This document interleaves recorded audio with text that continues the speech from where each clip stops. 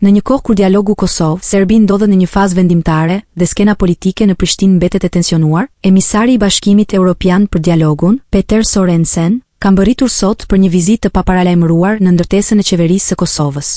Diplomati danez është pritur nga zëvendës kryeministri në detyrë dhe udhëheqësi i ekipit negociator të Kosovës, Besnik Bislimi, në një takim që, sipas burimeve, zhvillohet në kuadër të një vizite të shkurtër por intensive. Sorensen pritet të qëndrojë vetëm disa orë në Prishtinë, por prania e tij sot ka një simbolik të fortë diplomatike, duke sinjalizuar se Bashkimi Evropian po i kushton vëmendje të shtuar zhvillimeve të fundit në rajon. Kjo është vizita e dytë e Sorensenit që prej emërimit të tij si përfaqësues i posaçëm për dialogun Kosovë-Serbi. Gjatë qëndrimit të tij të parë, ai kishte zhvilluar takime me drejtuesit më të lartë të shtetit, duke cilësuar fazën e re të bisedimeve si një fillim të mirë, por duke nënvizuar njëkohësisht se suksesi i dialogut varet nga gatishmëria për kompromis që duhet të vijë nga të dyja palët. Vizita e sotme zhvillohet në një kontekst të ndjeshëm diplomatik, ku procesi i dialogut është në kërkim të një dinamike të re, pas muajsh stagnimi dhe tensioni në terren. Diskutimet pritet të përqendrohen në mundësitë konkrete për ringjalljen e dialogut dhe shmangjen e përshkallëzimit të mëtejshëm në marrëdhëniet ndërmjet Prishtinës dhe Beogradit.